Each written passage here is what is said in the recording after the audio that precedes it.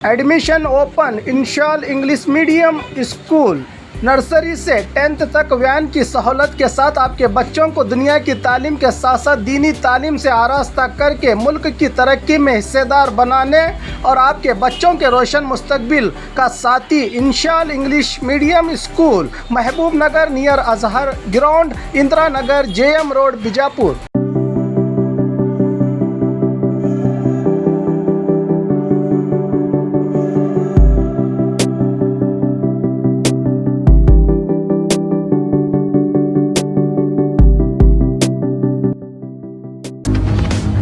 स्वागत है आपका बी न्यूज नेशन में। मैं हूं आबिद हुसैन शेख। डिलीवरी महिलाओं का मामला, जांच रिपोर्ट मुकम्मल। बीजापुर DC का बयान। पिछले दिनों बीजापुर के सरकारी मदर एंड चाइल्ड हॉस्पिटल में सिजेरियन के बाद लगने वाले स्टिच अपने आप खुलने का मामला बड़ी चर्चा का टॉपिक बना था। इस पर DC SP लोकायुक्त के दौरे के बाद स्पेशल इन्वेस्टिगेशन AC की अगुवाई में जांच बिठाई गई थी, जिसकी रिपोर्ट मुकम्मल हो चुकी है। इससे हॉस्पिटल के कई पहलू सामने आए हैं, खासकर मरीजों की बढ़ती संख्या, डॉक्टर्स पर ज़्यादा दबाव, तालुका लेवल पर केसेस संभालने और स्टिच खुलने के कारणों का पता लगाने की जांच पूरी हो चुकी है। जिला कलेक्टर लेवल में इस समस्या का हल हो सकता है। दोबारा ऐसी लापरवाही और घटना न हो के आदेश डॉक्टर्स और अधिकारियों को दिए गए हैं, कहा DC महांतेश दाना मनोहर ने।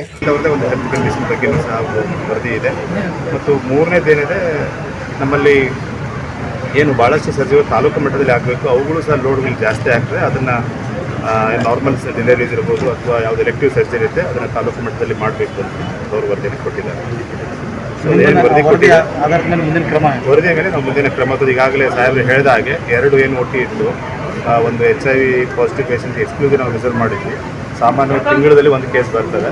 28-29 ದಿವಸ ನಾವು ಖಾಲಿ ಇಡ್ತಾ ಇದ್ದೇವೆ. ಅದರ ಬಗ್ಗೆ ನಾವು ಈಗಾಗಲೇ ಸೂಚನೆ ಕೊಟ್ಟಿದ್ದೀವಿ, 2 OTನ ಯೂಸ್ ಮಾಡಬೇಕು. ಆ ಥರ ಕೇಸ್ಗಳು ಬಂದಾಗ ಅದು ಯೂಸ್ ಮಾಡಿ, ಬೇಕಾದ್ರೆ ಅವಾಗ 2 ದಿವಸ ಅಥವಾ 3 ದಿವಸ ಗ್ಯಾಪ್ ಕೊಟ್ಟು ಮತ್ತೆ ಪುನಃ ನೀವು ನಾರ್ಮಲ್ ಕೇಸಸ್ಗೆ ಯೂಸ್ ಮಾಡಬೇಕಂತ ನಿರ್ದೇಶನ ಕೊಟ್ಟಿದ್ದೇವೆ. ಆ ಪ್ರಕಾರವಾಗಿ ನಿನ್ನೆಯಿಂದ ಅವರು 2 OTನ ಬಳಕೆ ಮಾಡಿಬಿಟ್ಟು ಸಿಜರಿಯನ್ನು ಸ್ಟಾರ್ಟ್ ಮಾಡಿದ್ದಾರೆ.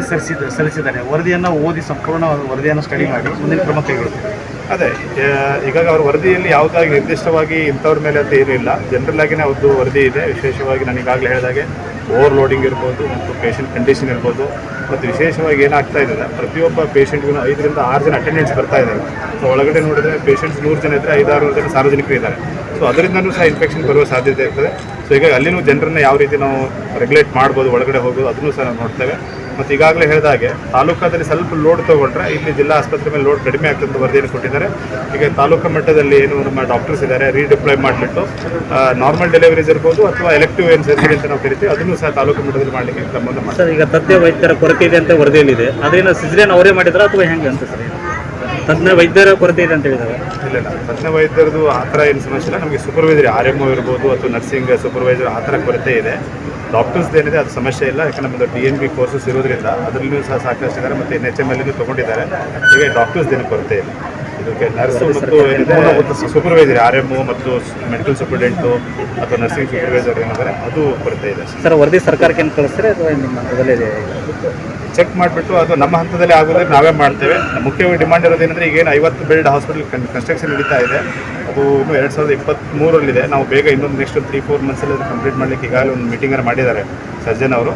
ಅದನ್ನೇ ಬೇಗವಾಗಿ ನಮಗೆ ಆಸ್ಪತ್ರೆ ಇದು ಆಯಿತು ಅಂತಂದರೆ ಅಲ್ಲಿ ನಮಗೆ ಒಂದು OT ಸಿಗ್ತದೆ ಮತ್ತು 50 ಬೆಡ್ಗಳು ಸಿಗ್ತದೆ. ಸೊ ಮುಖ್ಯವಾಗಿ ಬೇಡಿಕೆ ಏನಂದರೆ ಅದಿರುವಂಥ 50 ಆಸ್ಪತ್ರೆ ಬೆಡ್ಡನ್ನು ಬೇಗ ನಾವು. और खबरों के लिए देखते रहिए बी न्यूज़ नेशन।